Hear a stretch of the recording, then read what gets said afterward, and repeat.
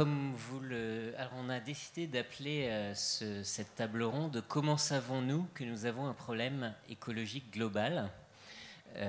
Donc, sous-entendu, ça ne va pas de soi.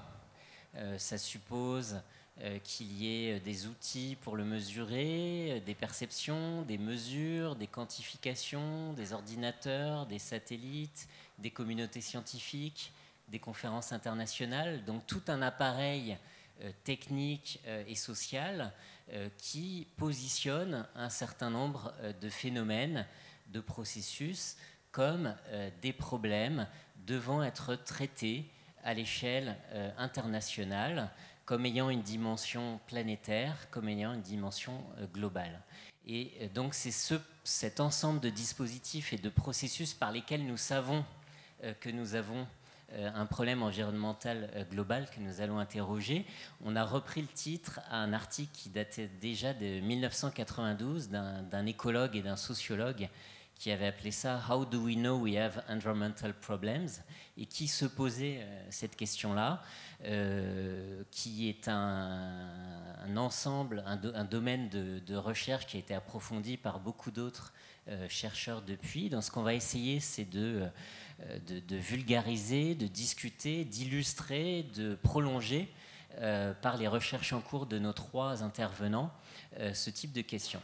Alors comme vous le savez, il y a quelques jours seulement, les laboratoires français de climatologie ont annoncé qu'ils avaient lancé de nouvelles modélisations du changement climatique global en préparation de ce qu'ils vont mettre en œuvre et publier avant le prochain rapport du GIEC, et qui annonçaient que dans leur nouveau modèle, on atteindra les plus 2 degrés de hausse de température globale du globe dès 2040, alors que l'objectif était de ne pas y arriver à la conférence de Paris en 2015, et que le scénario business as usual, c'est-à-dire si on continue dans la même trajectoire que les dernières décennies, sous le nom de développement durable depuis les années 80, on arrivera à plus 7 degrés de hausse de température de la planète en 2100. Vous savez aussi que depuis 4-5 ans, il y a un ensemble de scientifiques qui se reconnaissent comme faisant partie d'un domaine qu'ils appellent les sciences du système Terre, qui ont publié dans les plus grandes revues scientifiques l'idée qu'il y aurait 9 planetary boundaries, des frontières planétaires, 9 paramètres de l'état de la planète pour lesquels il ne faudrait pas dépasser un certain seuil de dérèglement, si vous voulez, de dépassement d'une certaine quantité de forêts détruites, une certaine quantité de biodiversité détruite, certaines températures, hausse de température à ne pas dépasser, etc. Sans quoi, si on dépassait ces frontières-là, se poserait la question de l'habitabilité de la planète pour l'humanité. Vous voyez les grands mots, la planète, l'humanité, l'habitabilité, qui finalement commence à prendre la place de la question de la durabilité. On passe des interrogations sur la durabilité à des interrogations sur l'habitabilité, qui est une forme de planétarisation de notre questionnement sur les devenirs des sociétés humaines. Et puis, si on remonte un peu plus loin, on va remonter beaucoup plus loin tout à l'heure, c'est depuis 1972 qu'est apparue une modélisation de l'ensemble du fonctionnement des sociétés humaines, du système économique, industriel, les pollutions, les déchets, l'usage des ressources, à l'intérieur de l'ensemble de la biosphère et des fonctionnements terrestres, et qui a donné lieu dès 1972, après une grande modélisation dans un superordinateur du MIT, au rapport Limits to Growth, les limites de la croissance, auprès du Club de Rome, qui était sorti en 1972 et qui avait alimenté tout un ensemble de débats sur l'effondrement des sociétés industrielles. On emploie déjà ce terme-là dans le Nouvel Obs de l'époque. Et donc, rien qu'en prenant ces 3 exemples-là, la température globale du globe, les 9 limites, les 9 frontières planétaires et le modèle du Club de Rome, il est évident que depuis quelques années et quelques décennies, par cet ensemble de savoirs techniques, scientifiques, outillés par des satellites, par des superordinateurs, par des milliers de travail de doctorants, le devenir des sociétés humaines apparaît de plus en plus encastré, contraint par un certain nombre de fonctionnements du système Terre qui posent un certain nombre de contraintes et de déterminismes biophysiques au devenir des sociétés humaines. Alors, par rapport à ça, que peuvent apporter les sciences humaines et sociales? C'est un petit peu ce dont on va parler, avec des intervenants qui viennent de deux laboratoires, l'un qui est le centre de recherche historique, donc à l'École des hautes études, et l'autre qui est le centre Alexandre Coiré. Alors, dans le centre de recherche historique, il y a tout un groupe qui s'appelle le GREN d'histoire environnementale, et dans le centre Coiré, qui est un laboratoire d'histoire des sciences et d'études des sciences, il y a également plusieurs chercheuses et chercheurs qui s'intéressent à l'interface sciences, techniques, environnement, société. Alors, qu'est-ce qu'on peut dire dans une perspective de sciences humaines et sociales face à cette planétarisation de la façon dont on perçoit le devenir des sociétés? Le premier point, il me semble, c'est que ces données qui sont mises en avant par ces chercheurs dans les rapports du GIEC, dans toute une série de publications, sont extrêmement solides, sont extrêmement alarmantes, sont extrêmement contraignantes. On ne peut pas juste les jeter d'une pichenette, comme sur cette affiche, où on a l'impression que finalement, on va se débarrasser de la nature par un petit coup de génie des sciences humaines et sociales et sa puissance à déconstruire toute forme de naturalisation qui s'opère dans les processus sociaux. Nous, en sciences humaines et sociales, on est au-dessus de ça et on va déconstruire l'idée même, la catégorie de nature.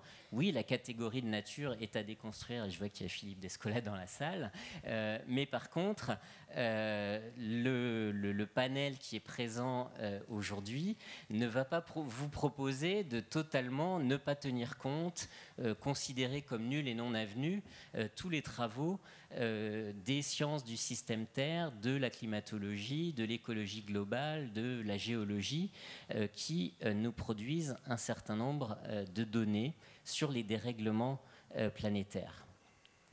On ne peut pas s'en tenir en tant que sciences humaines et sociales à une posture de déconstruction, à dire ah oui, mais ce discours sur l'environnement global n'est qu'une construction, il n'y a pas de problème, c'est une forme de naturalisation dangereuse qui contraint les marges de manœuvre politiques, etc.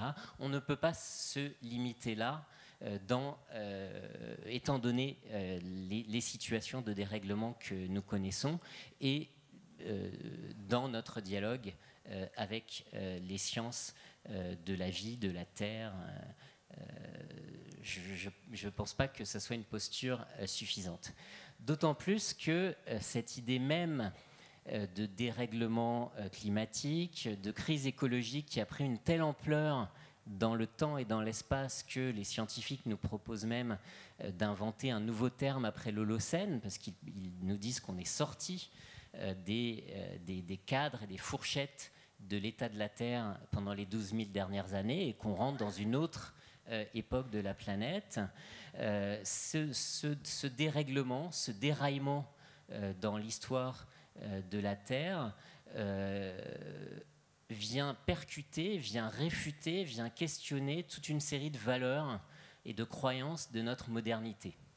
Et notamment une valeur fondamentale depuis au moins 2 siècles, c'est l'idée du progrès. C'est l'idée que les sociétés humaines du futur vont être encore plus libres de définir par elles-mêmes leur devenir, vont être encore plus émancipées de toute contrainte biologique, naturelle, vont être encore plus émancipées des déterminismes hérités du passé. Souvenez-vous, du passé, faisons table rase.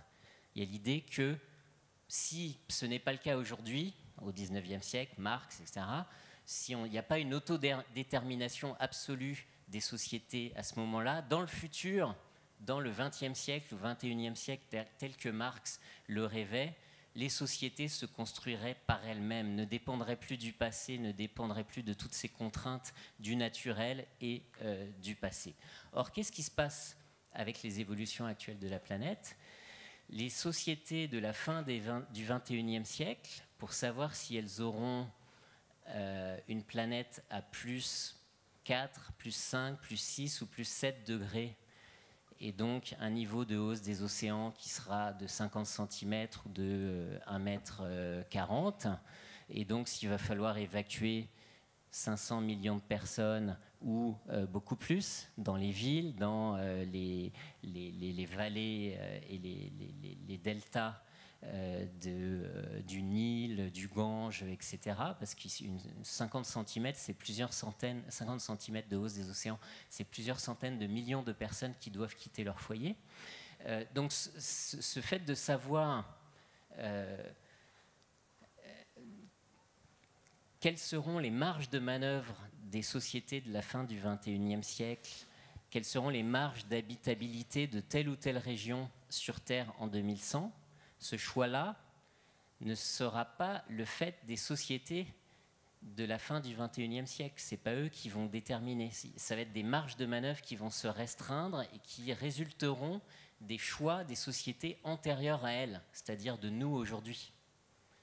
C'est-à-dire que les sociétés de 2100 auront peut-être moins de marge de manœuvre pour s'auto-déterminer, pour fabriquer leur propre devenir, que nous en avons aujourd'hui. C'est tout le contraire de la promesse de la modernité, où au contraire, on faisait la promesse, où on avait l'espoir que les sociétés futures auraient plus de marge de liberté, plus de marge d'autodétermination pour s'auto-construire, s'auto-déterminer par elles-mêmes. Donc quelque part, la promesse d'autodétermination du social, qui est une promesse fondamentale de la modernité, se heurte à ce mur des dérèglements climatiques qu'on a aujourd'hui.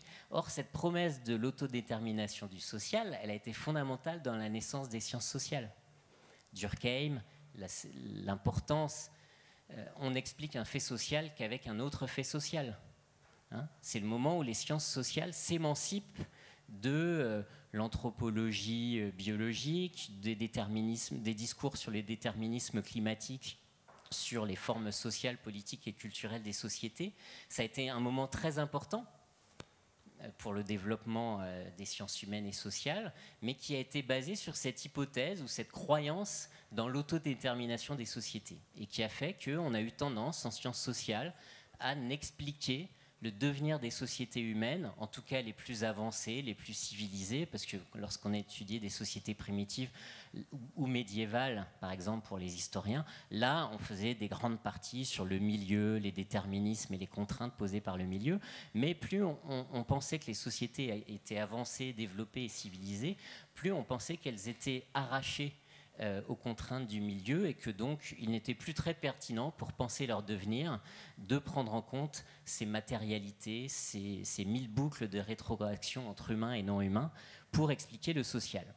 Donc ces travaux des sciences du système Terre qui nous posent des limites de la planète, etc., viennent percuter une croyance de la modernité qui elle-même était assez fondamentale pour nos paradigmes dans les sciences humaines et sociales. Donc on ne peut pas se contenter de les déconstruire.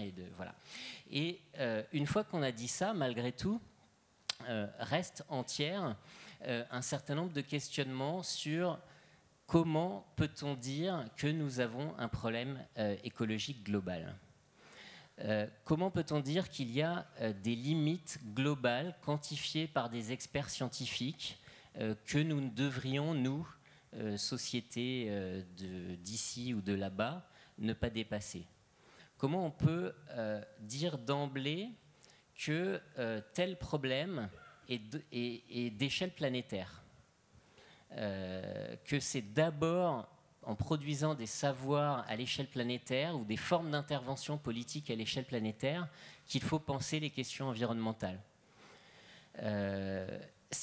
Donc ça favorise une perception de nos questions environnementales d'un point de vue surplombant, d'un point de vue vue du ciel, vue de l'extérieur. Du coup, si on suit cette façon de nous représenter les problèmes écologiques de cette façon, ça veut dire qu'il y a des points de vue sur le monde, des points de vue sur les problèmes et des solutions qui seraient supérieures aux autres parce qu'elles seraient plus globales, qui seraient donc supérieures à des processus, à des transformations, à des alternatives qui, elles, se positionneraient à des échelles locales. Par exemple, dans cette vision, Emmanuel Macron peut dire que nous avons un droit d'ingérence climatique sur les forêts de l'Amazonie. Pourquoi il peut dire ça ? Parce que depuis les années 80, on s'est mis à se représenter les forêts amazoniennes non pas seulement comme des territoires localisés dans lesquels il y a une cohabitation de différents groupes humains, végétaux, animaux et microbiens qui sont parfois en conflit les uns avec les autres pour les usages de ces espaces, mais on s'est mis à se représenter l'Amazonie comme le poumon de la planète. Du coup, comme remplissant une fonction globale de capture du carbone de la planète. Et c'est au nom de cette construction de l'Amazonie comme un objet planétaire, et non plus comme un objet ancré sur un lieu particulier, que l'on peut dire que nous aurions un droit d'ingérence écologique sur ce qui se passe sur ce territoire-là, et qui peut rappeler des formes d'ingérence du passé, notamment à des époques coloniales, sur laquelle on va trouver un certain nombre de discours des colonisateurs justifiant leur prise de possession de territoires coloniaux sous des arguments du meilleur usage de la nature, la meilleure mise en valeur, le meilleur usage durable au cours de l'histoire. Donc c'est malgré tout fort intéressant pour les sciences humaines et sociales d'analyser cette fabrique des savoirs et des pouvoirs du global dans les discours à propos de l'environnement, de se demander par quel savoir, par quelles mesures, par quels instruments, par quelles images, par quel discours on peut construire l'environnement comme global. Dans quel lieu ça se fait, dans quelles institutions, avec quels effets de pouvoir, quelles sont les voies, les processus qui sont du coup rendus saillants, rendus visibles, quels intérêts sont entendus dans cette façon de construire les choses comme globales, et inversement, quels sont les phénomènes, les voies et les intérêts qui sont tus, qui sont rendus invisibles par ce cadrage de l'environnement comme une question globale. Donc voilà un petit peu ce que nous vous proposons au menu, avec notamment un rôle important de l'histoire pour venir questionner et dénaturaliser ces constructions de l'environnement global. Et on va faire les choses quasi chronologiquement, en commençant avec Jean-Baptiste Fressoz, qui est historien au Centre de recherche historique, qui est l'auteur d'un livre qui s'appelle L'Apocalypse joyeuse en 2012, d'un autre livre qu'il a écrit avec moi qui s'appelle L'événement anthropocène, et qui prépare un prochain livre qui va sortir l'année prochaine, qui est déjà écrit d'ailleurs, Les révoltes du ciel, une autre histoire du changement climatique, qui va donc s'intéresser à l'histoire des appréhensions du climat depuis le XVIIe siècle. Bien, merci Christophe. Bonjour à tous. Alors, je vais vous parler très brièvement d'un livre que j'ai mis avec un collègue qui s'appelle Fabien Locher, 7 ans à écrire, donc je ne vais pas tout dire. Je vais simplement dire qu'une partie de ce qui motivait l'écriture de ce livre, qui est donc en fait un livre qui parle d'un grand cycle de débat sur le changement climatique qui a couru du XVIe au XIXe siècle, qui ne portait pas sur le cycle du carbone, mais qui portait sur le cycle de l'eau. Le sujet, ce n'était pas les émissions de CO2, c'était le fait qu'on coupe des arbres et que les arbres jouaient un rôle dans le cycle de l'eau, et ça pouvait avoir des conséquences climatiques. Donc en gros, c'est ça le thème du livre. Un des aspects,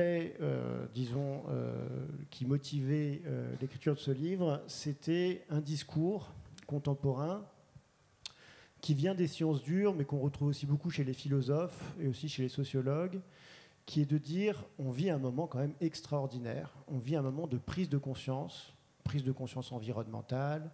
Alors ce thème-là, il a été recyclé par toute une série de sociologues plus ou moins célèbres. Alors les plus célèbres, c'est par exemple Ulrich Beck qui explique qu'on est rentré dans une modernité réflexive. Et finalement, le discours de la réalisation du problème climatique et la montée en puissance au niveau médiatique et politique de ce qu'on appelle les sciences du système Terre, des disciplines qui s'intéressent justement à la question de la circulation de la matière, la question du changement climatique, les interactions entre la biosphère, l'atmosphère, etc. Toutes ces sciences très intégrées du globe, elles ont eu un discours très auto-congratulateur, je ne sais pas si on peut dire ça, enfin très satisfait d'eux-mêmes en gros, qui est de dire on a fait une vraie révolution scientifique, on a fait un nouveau paradigme, quoi. On a créé une révolution cosmologique même. Et donc par exemple, un des papes de ce domaine qui s'appelle Schellnhuber explique que le Earth System Analysis, les sciences du système Terre, c'est comme une seconde révolution copernicienne.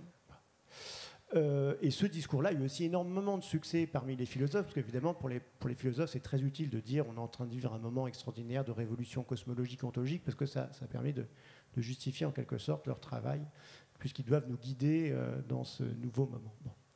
Alors, ce discours-là de grande satisfaction, je trouve qu'il a un côté très dépolitisant, parce que c'est comme si finalement, maintenant qu'on a pris conscience, il va se passer tout plein de choses, quoi. De cette immense révolution d'idées, il va forcément découler tout plein d'autres révolutions utiles et indispensables.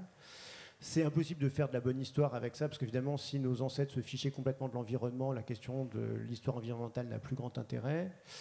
Et politiquement, ça pose aussi un autre problème, c'est que la prétention de la nouveauté des savoirs, c'est aussi une prétention à agir sur la planète. Et très souvent, le discours autosatisfait des sciences du système Terre annonce deux choses, soit la géo-ingénierie, l'idée qu'on va pouvoir agir scientifiquement sur le système Terre pour régler le thermostat du globe, et c'est un petit peu quasiment ce que représente le dessin en dessous dans le texte de Schellnhuber, hein, le spécialiste des systèmes Terre comme médecin de la planète, médecin de Gaïa.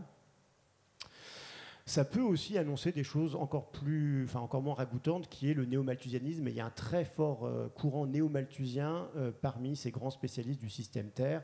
James Lovelock en étant un des exemples les plus marquants, qui explique dans son dernier livre que l'une des choses les plus utiles que peut faire l'Angleterre, qui est une île face au changement climatique, c'est d'augmenter ses dépenses dans la défense, puisqu'il faudra faire face aux hordes de réfugiés climatiques. La notion même de réfugiés climatiques est extrêmement problématique, parce que les démographes sérieux expliquent qu'a priori, le changement climatique, ça fera beaucoup de déplacés, mais ça fera peu de gens qui se déplacent entre des pays. Vient des écologues, en fait. C'est Norman Maier, qui est un ami de James Lovelock, qui est aussi une des personnes importantes, si vous voulez, de ce milieu-là. Bon. Donc, c'est une partie du but du livre, c'est un petit peu d'insuffler un peu de modestie dans ce constat très satisfaisant de dire on est quand même bien plus savant, on est bien meilleur, on a beaucoup plus conscience des choses, on a vécu une révolution de type ontologique. Alors, il y a plusieurs manières de le faire, et une manière, c'est par l'histoire des sciences, simplement de faire remarquer qu'on pourrait avoir une vision téléologique du global. Que le global, ce serait quelque chose qui émergerait au bout d'un long processus, qu'on serait instinctivement, on vivrait dans des environnements locaux, et que ce serait grâce à 2 siècles de sciences, ou surtout aux 50 derniers siècles des sciences de la physique du globe, qu'on pourrait parler d'environnement global. En fait, quand on regarde l'histoire des savoirs et l'histoire des intérêts philosophiques, on voit bien que le global est déjà là très tôt, en particulier dans un courant extrêmement important pour la naissance des sciences modernes, qui est la théologie naturelle. La théologie naturelle, hein, en gros, pour faire très simple, c'est le créationnisme, l'idée qu'on va chercher dans la nature la preuve de l'existence d'un être infiniment supérieur qui a organisé la nature. Au sein de la théologie naturelle, il y a beaucoup de réflexions sur la Terre comme un système parfaitement intégré, et il y a un cycle de matière qui semble emblématique de cette vision de la Terre, c'est le cycle de l'eau. Le cycle de l'eau qui est étudié depuis l'Antiquité, hein, Aristote parle du cycle de l'eau par exemple déjà, mais au moment du XVIIe siècle, en particulier en Angleterre, il y a beaucoup de réflexions sur le cycle de l'eau, et en gros, au XVIIe siècle, on a déjà les grands paramètres qu'on étudie encore de nos jours quand on étudie la biologie, hein, sur le cycle de l'eau. Et le cycle de l'eau, c'est vraiment la preuve d'une intelligence supérieure qui a organisé la nature. Et par exemple, il est évident pour les philosophes naturels du VIIe siècle que s'il y a de très, très vastes océans qui servent à rien, a priori, en fait, ces océans, ils servent à quoi? Ils servent à créer de la vapeur d'eau. Cette vapeur d'eau, elle circule à l'échelle globale, elle va se condenser sur les montagnes et sur les arbres, ça c'est le point important pour notre livre avec Fabien, sur les montagnes et sur les arbres, et c'est ça qui assure finalement la fertilité des zones tempérées. Il y a une connexion, par exemple, là on le voit très bien dans cette représentation du cycle de l'eau, il y a une connexion entre les océans de la zone tropicale et le fait qu'il y ait autant de pluie en Angleterre, par exemple.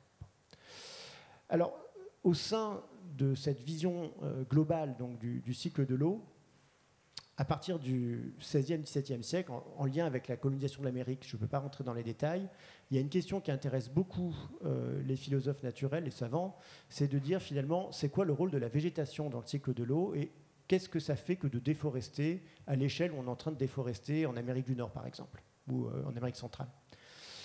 Le discours du changement climatique est d'abord très positif, très optimiste. C'est de dire, en déforestant, on améliore le climat. C'est une manière de justifier la prise de possession des terres de l'Amérique par les colons européens. On trouve ça en Nouvelle-Espagne, en Nouvelle-France, en Nouvelle-Angleterre. C'est à peu près toujours la même chose. C'est, les Européens arrivent, le climat s'améliore, et ça, c'est un signe quand même que la prise de possession de la terre est justifiée, sanctifiée par Dieu.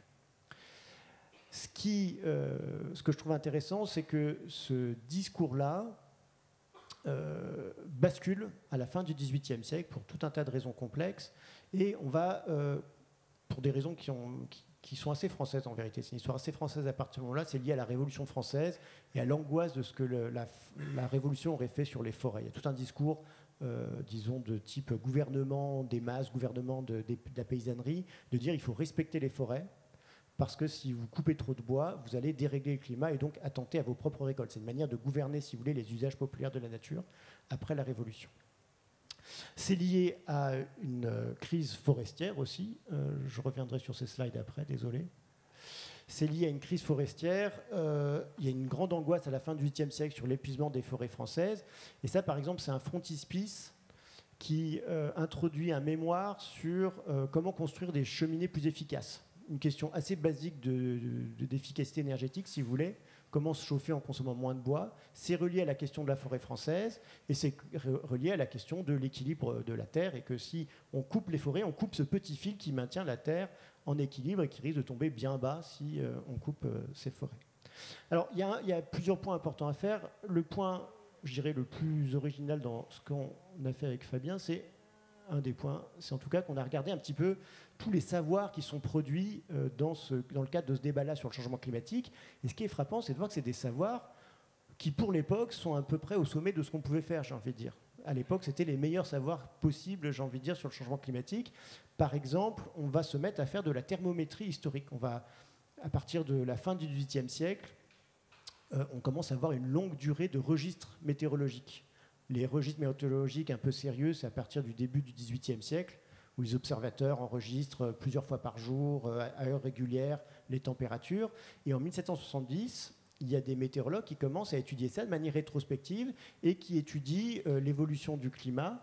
Alors, ce n'est pas forcément lié au départ pour étudier le changement climatique. En vérité, c'est pour essayer de corréler la météorologie à l'astronomie et donc rendre la météorologie parfaitement prédictive. Il y a des météorologues qui expliquent que si on arrive à faire ça, on pourra prévoir la météorologie de manière parfaite à l'horizon 100 ou 200 ans, puisque ça sera relié à des phénomènes célestes.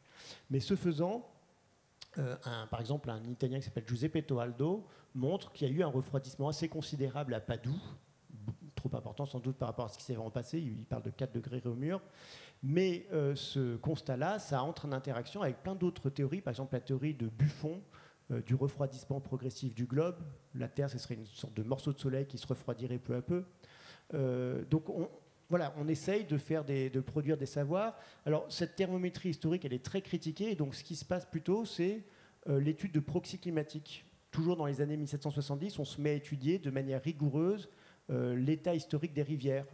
À quel moment la Seine, est-ce qu'elle congelait, comment elle congelait, à quelle date elle congelait, etc. Donc ça, on a des données, enfin les astronomes et les météorologues ont des données anciennes qui sont liées en fait au prévôt des marchands, par exemple à Paris, qui enregistre l'état de la Seine depuis longtemps, parce que la Seine, c'est une voie d'approvisionnement extrêmement importante. Donc c'est ce type de savoir qu'on produit. On peut aussi étudier l'évolution de la végétation, l'évolution de l'étagement de la végétation.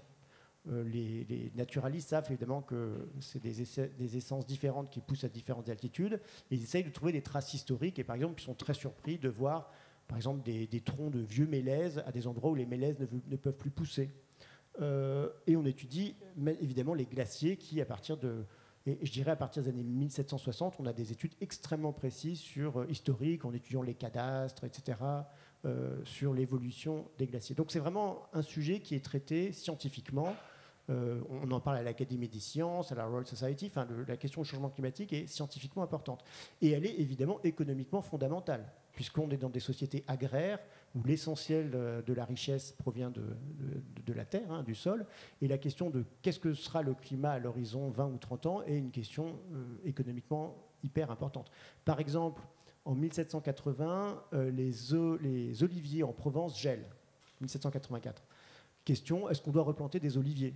Un olivier, c'est productif au bout de 25 ans, donc c'est un gros investissement. Si dans 25 ans, il fait plus froid, a priori, il faut passer à autre chose. Donc il y a des débats, disons, économiques sur la bonne gestion des territoires qui ont besoin de savoir d'anticipation climatique. C'est des questions qui sont économiquement importantes, c'est aussi des questions qui sont politiquement déterminantes, puisque, évidemment, on est aussi dans des sociétés où le moment de la soudure, le moment du printemps, est toujours politiquement délicate à gérer pour les gouvernements parce qu'il y a une augmentation du prix du blé qui peut vite fomenter des émeutes sur les marchés, voire des révolutions. Donc c'est vraiment une question hyper importante politiquement, scientifiquement intéressante. Et donc le point que je voulais dire pour conclure, je ne sais pas combien de temps que je parle, mais 2-3 minutes. Bon. En gros, après la Révolution française, il y a des savoirs sur le changement climatique liés à la déforestation. Ce qui est impressionnant, c'est de voir, j'ai déjà un peu dit, mais au moment de la Révolution française, c'est vraiment le thème de l'effondrement qui s'impose. C'est un discours de l'effondrement qui est porté par des agronomes pour essayer d'expliquer aux paysans qu'il faut respecter les forêts, sachant qu'on a supprimé les droits féodaux qui étaient autant de monopoles sur des ressources naturelles. Il faut re-réguler les usages de la nature. Et c'est un discours qui devient, porté aussi pour des raisons de colonisation. Ça va être défendu dans les années 1830 par les colons français en Algérie pour justifier la colonisation en disant les Arabes ont mal géré la nature, ils ont déforesté leur pays, ils ont changé le climat et ce faisant, ils ont produit leur propre dégénérescence raciale. Donc il y a un discours très orientaliste qui met en avant la question du changement climatique et la transformation des races. Oui, parce que le changement climatique est d'autant plus important qu'à cette époque, le climat, c'est aussi ce qui détermine la forme des corps, le niveau d'organisation politique et tout. Pensez à Montesquieu.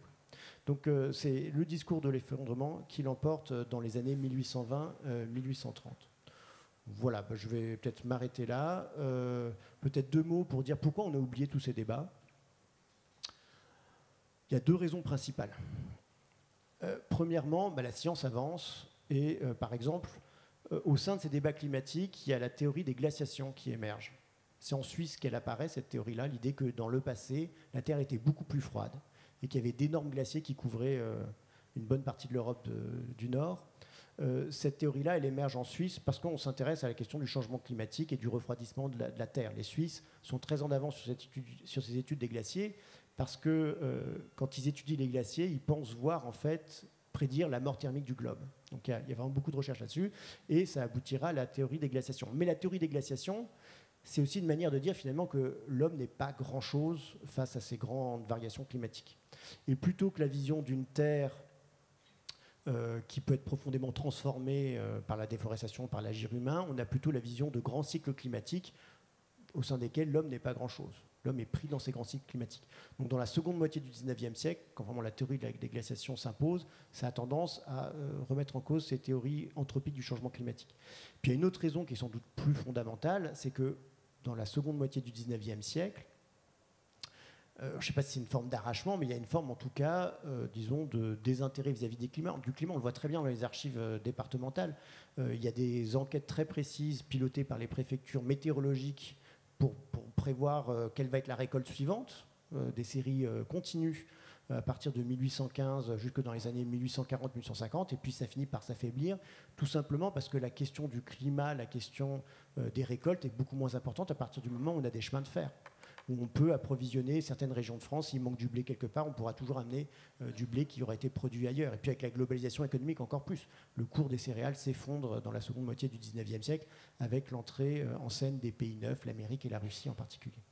Donc en gros, je dirais que la science et l'industrie, avec le chemin de fer, mais évidemment, ce n'est pas que le chemin de fer, ont tendance à créer cette illusion finalement du climat comme quelque chose de à la fois stable et relativement inoffensif.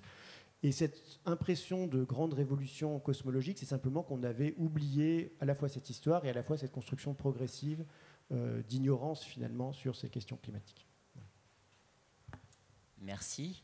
Donc on voit que le climat était déjà global et déjà mouvant au XVIIe et XVIIIe siècle. Et Hélène Guillemot du Centre Coéré, qui est une spécialiste de l'interface entre science et politique du climat, on va sauter justement cette période de la fin du 19e à la fin du 20e, où peut-être ça bouge moins, mais Hélène va partir de la fin du 20e siècle pour montrer comment le climat est redevenu global et mouvant, peut-être sous d'autres formes.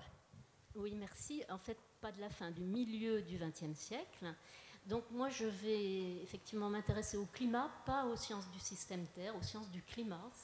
Les sciences du système Terre, sous cette appellation, sont apparues à peu près assez récemment, vers 1980. Moi, je m'intéresse au changement climatique et je vais me demander quelle est la fabrique de la globalité dans le changement climatique, comment ce cadrage global du climat et du changement climatique s'est imposé.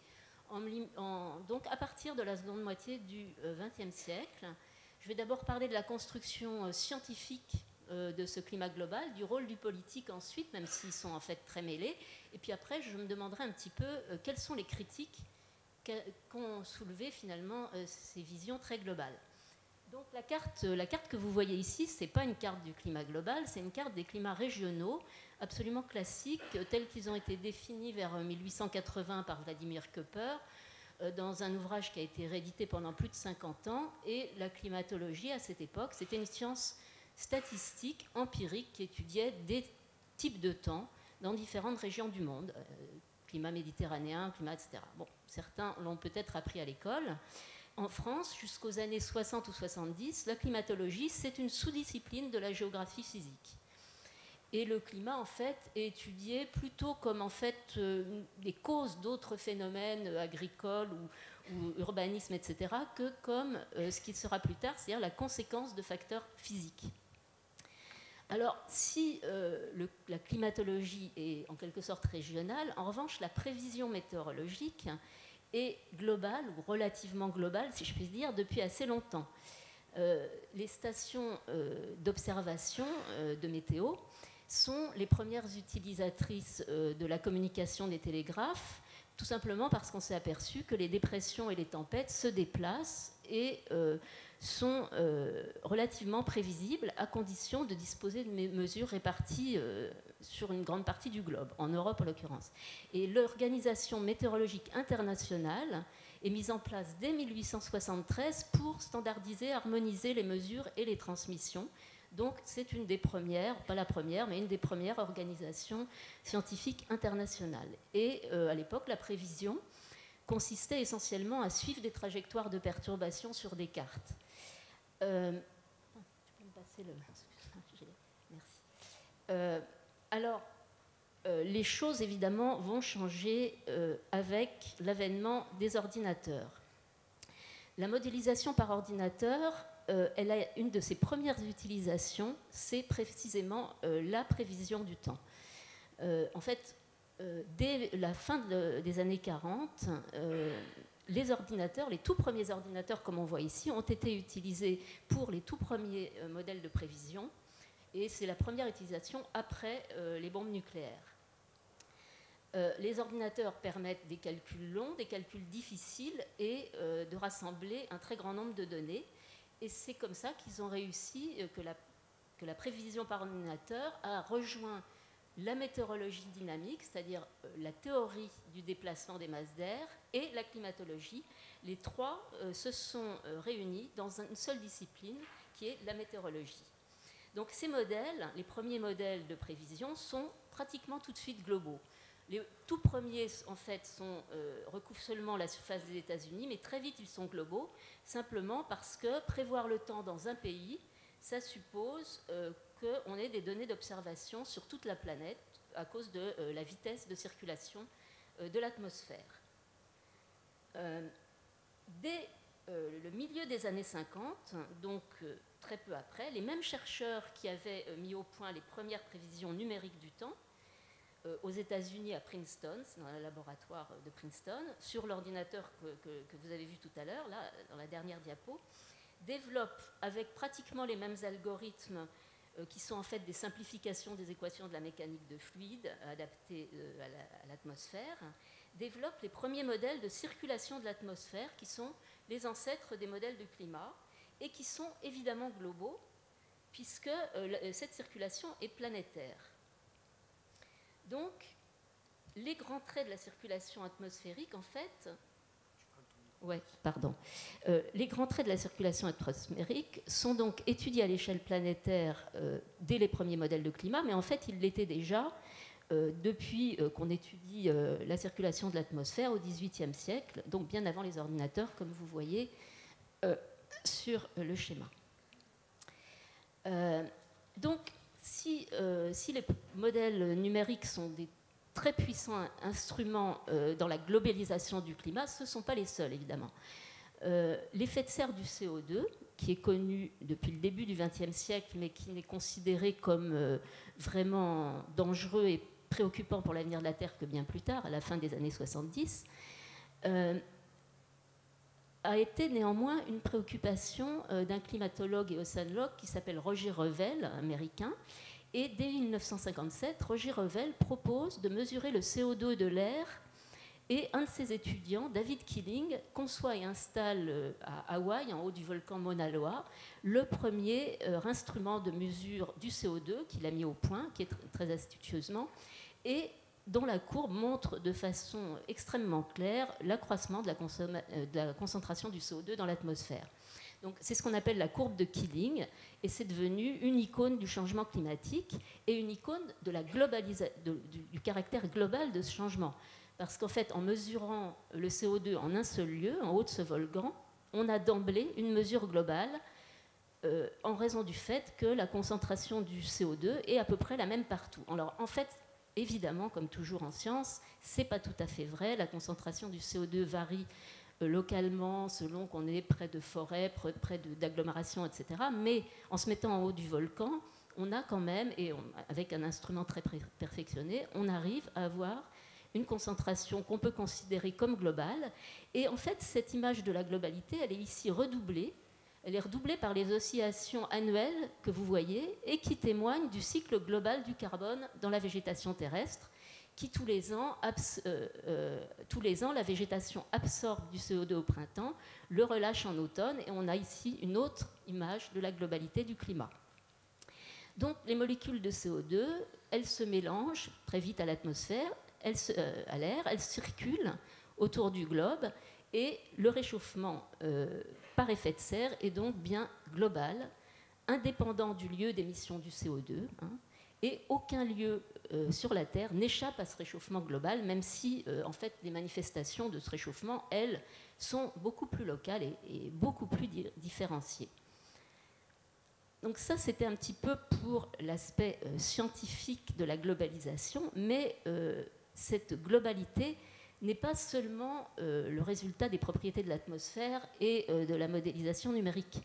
Elle a aussi été façonnée par la politique, et tout particulièrement par la politique des États-Unis. Alors les modèles, évidemment, ils ne fonctionnent pas tout seuls, ils s'appuient sur des mesures et des observations, et dès le lendemain de la Seconde Guerre mondiale, et en fait jusqu'aux années 70, c'est beaucoup les gouvernements et l'armée américaine qui ont favorisé les avancées des sciences de la Terre. En ces années qui sont des années de menace de guerre totale, les États-Unis considèrent qu'il est stratégique pour eux de connaître leur environnement physique et l'environnement physique de l'ensemble du globe. Et les budgets militaires états-uniens financent très largement l'exploration et l'instrumentation des pôles, des océans, de l'atmosphère et même de l'espace. Mais il n'y a pas seulement une logique de guerre. À côté de cette logique, la politique étrangère américaine juge aussi la coopération scientifique internationale comme cruciale pour la prospérité et la sécurité des États-Unis. la science est promue à cette époque comme neutre, apolitique et véhiculant des idéaux de liberté qu'il faut répandre face à l'URSS. Et donc, ce sont à la fois des années de guerre froide et des années d'internationalisme scientifique. Et les institutions qui sont créées contribuent à l'édification du climat global.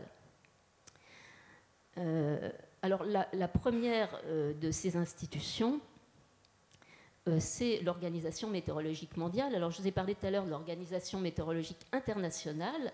L'OMM, l'Organisation mondiale, lui succède peu après la guerre comme agence des Nations Unies chargée de relier tous les services de prévision du temps avec des échanges de données et des standardisations des mesures. Et sous l'égide de l'OMM, une véritable infrastructure planétaire d'acquisition de données est créée avec des réseaux d'observation terrestres, maritimes et les premiers satellites. Ce que vous voyez ici, en fait, c'est l'état beaucoup plus récent. Je crois que...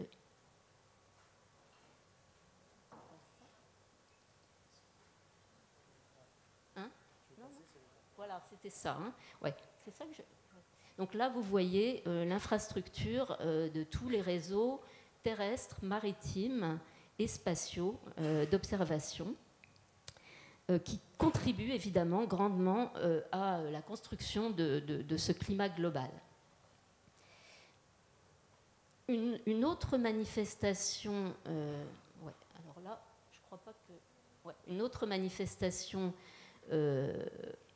des liens entre sciences et politique, en tous ces temps de guerre froide, c'est l'année géophysique internationale, qui a rassemblé 67 États, donc elle a eu lieu en 57 et 58, elle a rassemblé 67 États, dont l'URSS, mais pas la Chine, avec de très nombreuses réalisations scientifiques, techniques, institutionnelles, des lancements de satellites. Là, vous voyez Sputnik, donc là, on est vraiment dans le cadre de la guerre froide, mais aussi des collaborations scientifiques, notamment la mise en place de bases et de projets de recherche dans les régions polaires, au Groenland et à Vostok en Antarctique, c'est ce que vous voyez dans la photo.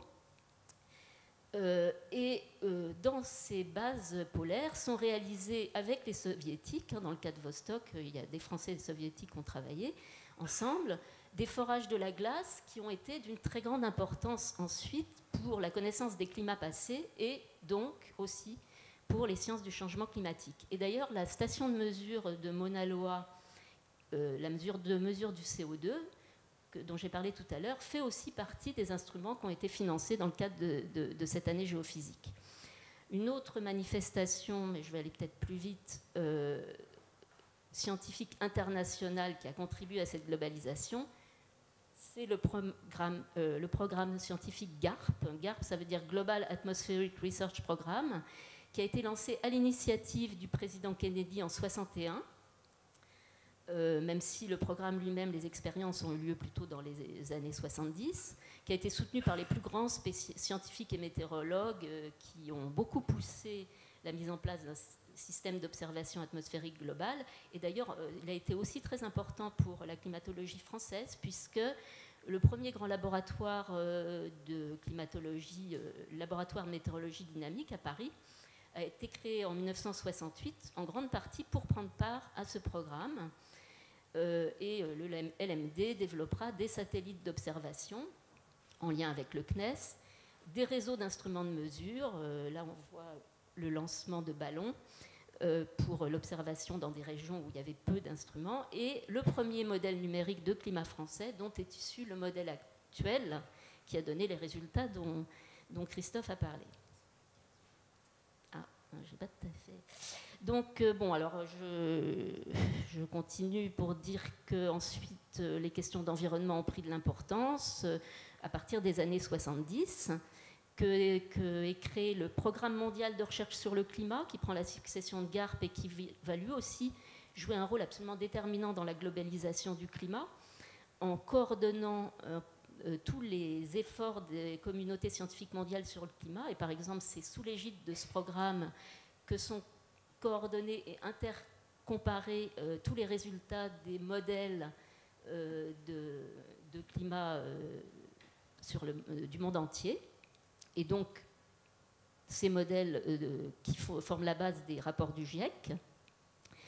Et en 88 est créé le GIEC, justement, sommet aussi de la globalisation du climat. Puis en 92, la Convention cadre du climat, qui va organiser les COP chaque année, dont vous voyez ici quelques exemples. Avec ces institutions, le changement climatique est devenu un problème scientifique global qui doit être traité à l'échelle internationale, un problème d'émissions de CO2 qui ne peut être résolu qu'en réduisant les émissions de CO2 grâce à des accords internationaux. Alors oui, justement, il me restait les critiques. Alors les critiques, très vite. Donc toute cette globalisation a été critiquée par Taylor et Buttel, dont a parlé Christophe, donc je ne vais pas revenir là-dessus peut-être, qui ont dit, je vais quand même citer leur phrase, « Les problèmes environnementaux tels que définis globalement par les sciences privilégient une approche à la fois morale et technocratique de l'action, en passant sous silence les divergences et contradictions politiques. » Voilà. Je n'irai pas plus loin. Autre type de critique, la critique des pays en développement, qui ont critiqué les modèles comme ne tenant pas compte de l'origine des gaz à effet de serre, les mettant tous à égalité sans tenir compte des conditions de leur production et en confondant les molécules des émissions de survie des pauvres avec les émissions de luxe du Nord et des riches du Nord. Autre critique, celle des géographes, qui ont un petit peu dénoncé la simplification, une méconnaissance de la variabilité, de la complexité, de la multiplicité des phénomènes, l'attribution au seul changement climatique d'évolutions qui ont des causes plus complexes.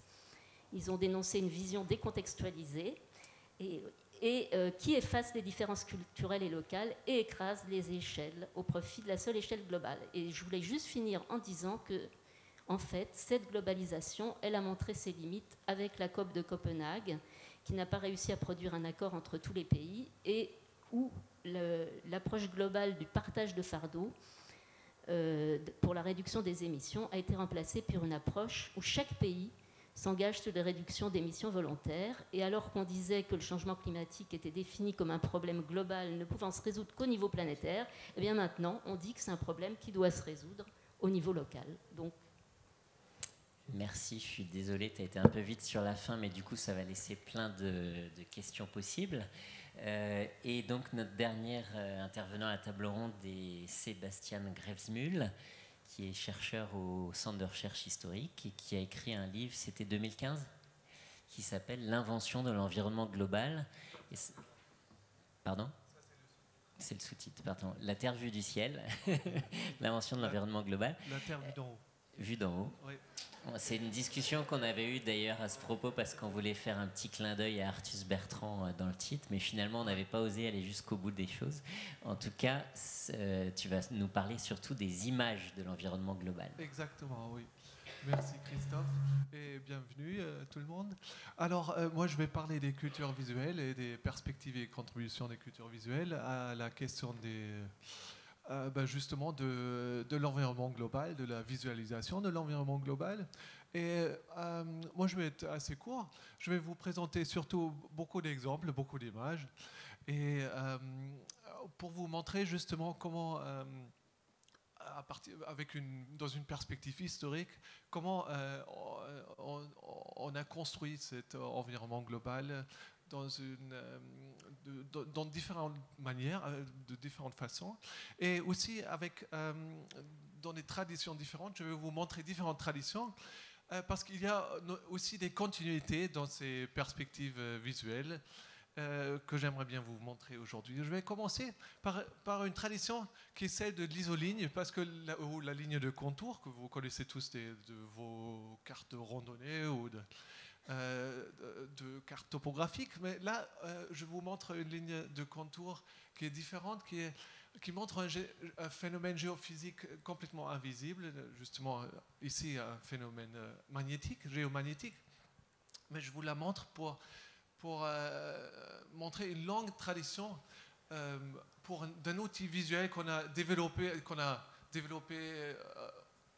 relativement tôt et qu'on utilise jusqu'à aujourd'hui dans les projections climatiques. Alors, l'isoligne, elle a été beaucoup popularisée par Alexandre de Humboldt au début du 19e siècle, quand il a justement introduit cette carte sur l'hémisphère nord, où il montre justement ces fameux isothermes, où il montre justement des bandes climatiques, si on veut.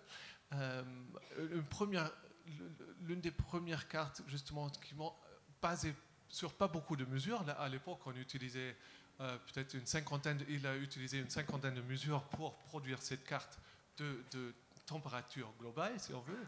Mais ça, c'est d'ailleurs aussi le grand avantage de l'isoligne ou de la ligne de contour. On ne sait pas combien de mesures il y a derrière. Vous pouvez produire. Elle crée l'illusion de mesures continues sur un espace relativement grand. Et pareil, quand on passe après vers les cartes des isothermes qui sont en lien aussi avec l'agriculture, parce que Humboldt il s'intéressait bien sûr pas seulement aux isothermes, mais il s'intéressait aussi bien sûr à la géographie des plantes et les productions agricoles. Et ces productions agricoles, elles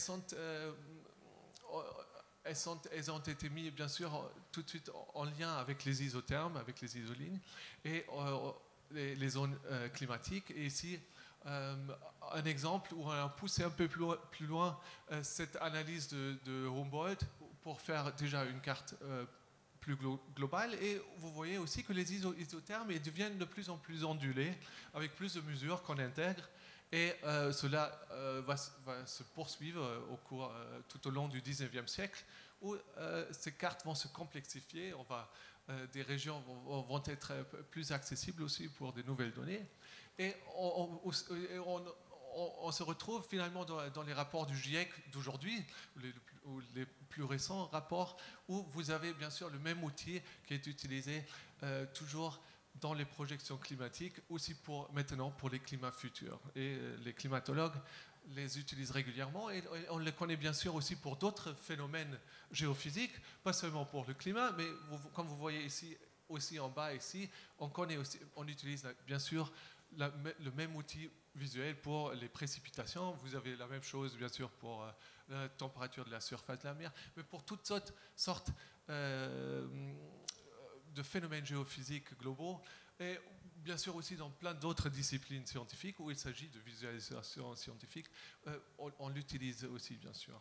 Alors ça c'est juste pour montrer qu'on peut écrire un peu une longue histoire d'outils visuels de la pensée globale en termes géophysiques. On peut l'écrire bien sûr aussi pour la Terre vue de l'espace, cette Terre imagée.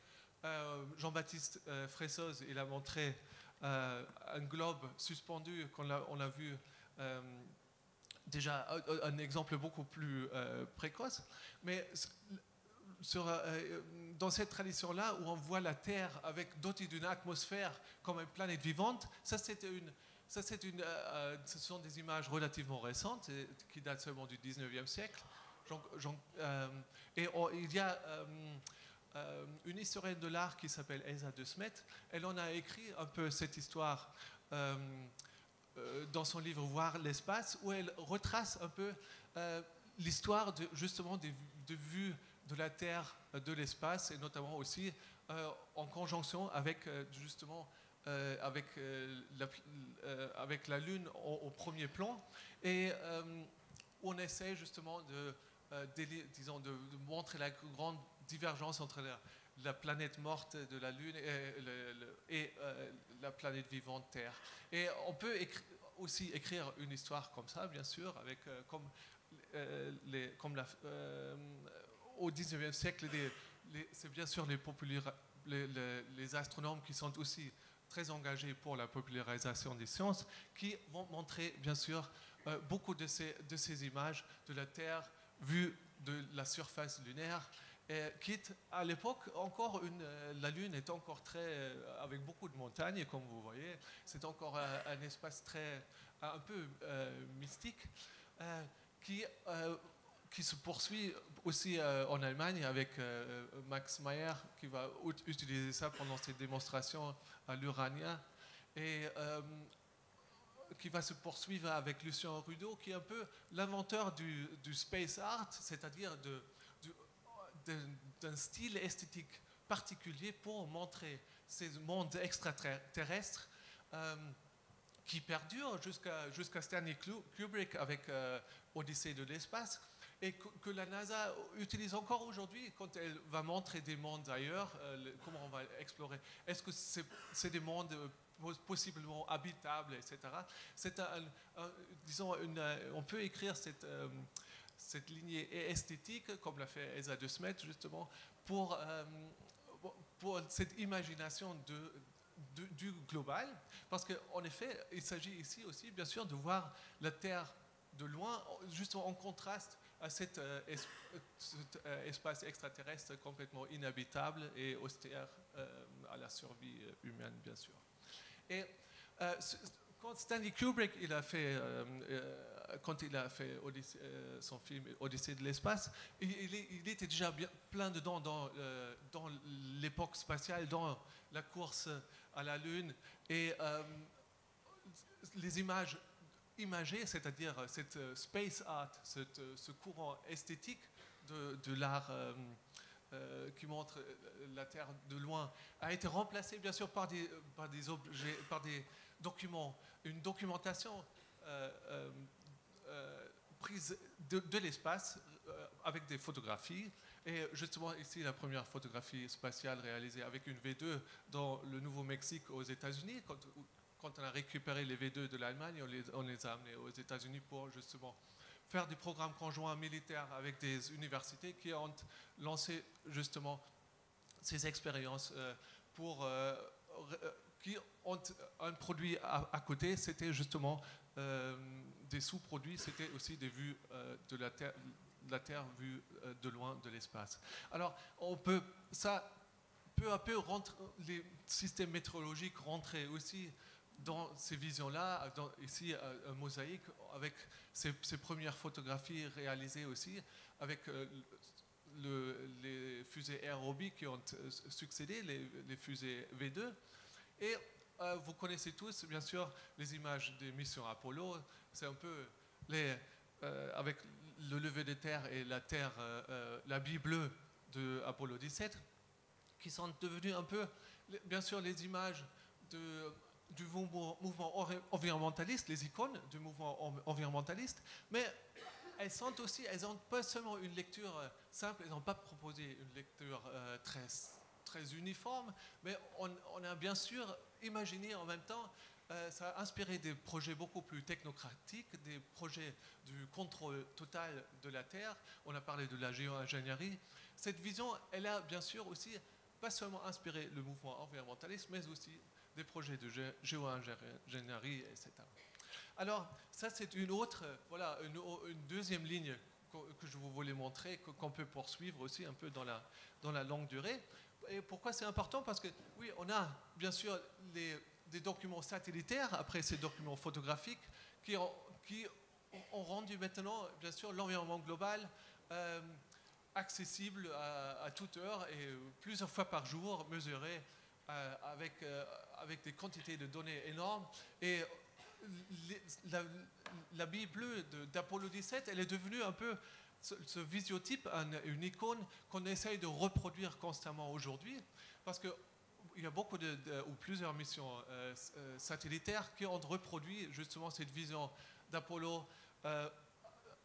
MODIS en 2002 ou bien le satellite japonais Suomi en 2012 ont reproduit cette icône d'Apollo 17 encore aujourd'hui avec des nouvelles données et avec de nouveaux modèles et justement maintenant des données satellitaires et plus juste des photographies. Et pourquoi c'est important? Parce que bien sûr on montre évidemment, comme ici, pas seulement il y a la bille bleue, maintenant il y a aussi la bille noire, c'est-à-dire où on montre les grandes agglomérations pendant la nuit, ou bien on utilise le même modèle dans les fameuses planetary boundaries, les limites planétaires que Christophe Bonneuil il a mentionné dans l'introduction, c'est l'arrière-plan, bien sûr, de toute vision globale sur la Terre. Et elle est aussi le modèle pour, par exemple, elle était le modèle pour comment visualiser le trou de la couche d'ozone, comme ici dans ces images-là, où depuis la création du Scientific Visualization Studio de la NASA dans les années 90, quand on a pris, bien sûr, ces modèles globaux, disons, ça s'inscrit bien sûr dans cette même tradition de vision globale que Apollo 17 a popularisé dans les années 70. Alors, ça, c'est deux lignes qu'on peut poursuivre, que je voulais montrer. Et je pense que ce qui est important aussi, comme troisième point de retenir, c'est justement pour revenir à Humboldt, qui n'a pas seulement popularisé les isothermes, les isolines, mais qui a aussi, bien sûr, qui avait une vision d'une unité de nature aussi à partir d'une inspiration artistique. Pourquoi les artistes étaient intéressants pour Humboldt? Parce qu'il était intéressé dans le coup d'œil d'un artiste qui peut rendre cette unité de la nature visible de façon, l'artiste, disons, de façon intuitive, mais lui, il voulait le faire de façon scientifique.